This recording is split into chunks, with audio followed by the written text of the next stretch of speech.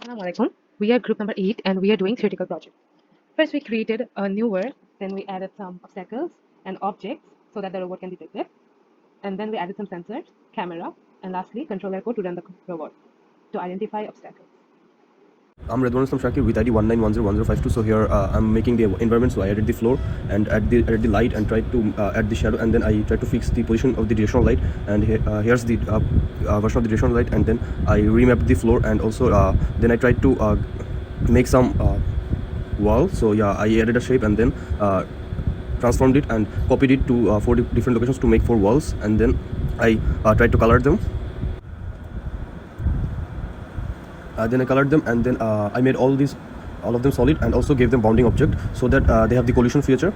To do this, I have to made a child feature, and then yeah, I replaced all the walls using this.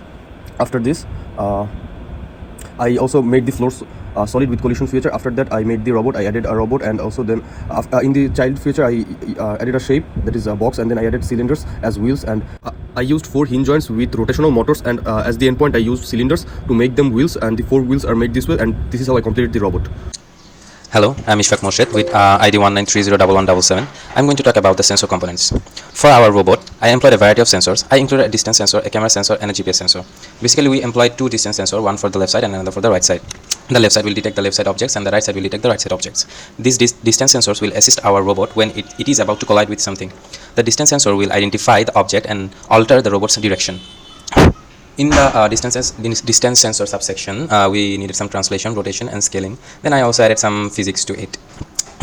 Then comes the camera sensor. The camera basically will show the front vision of the robot, like what object is in front of it. Then comes the GPS section, GPS sensor. The GPS sensor will basically give the location to the robot.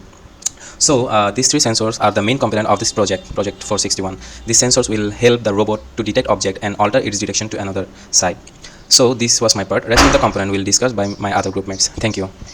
Assalamu alaikum faculty. I am Later with the So to add objects, first we have to go to proto node. Then we can go to objects and add some living room furniture, such as let's go with carpet. We have down here, let's go to here. Let's also add some sofa.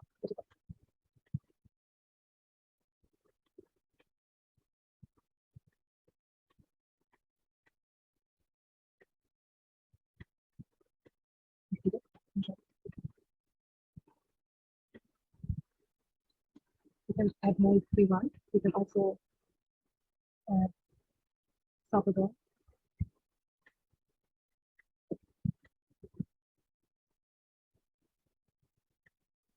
So we can change the radius.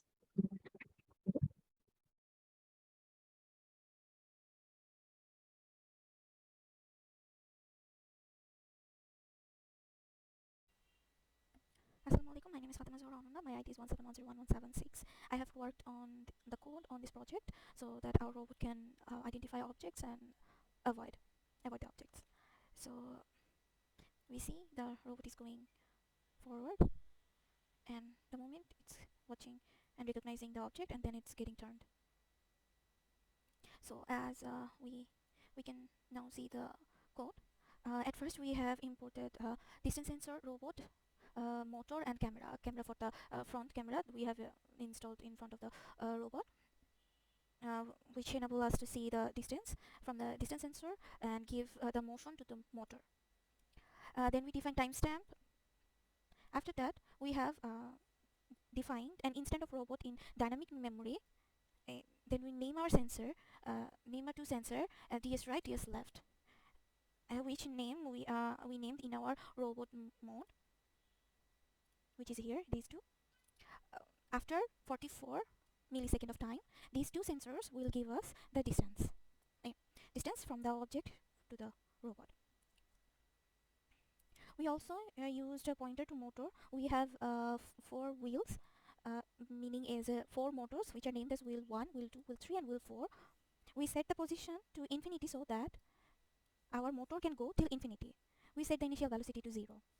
We have set a minimum value of 950. That means the sensor gets the value below 950, then the robot will avoid the obstacle. If the counter becomes 0, then we don't see the obstacle. It will go straight, which means left speed and right speed both are the same. We set this velocity, so these velocity so that both the right wheels, both the right wheels get right speed, and both the left wheel get the left speed.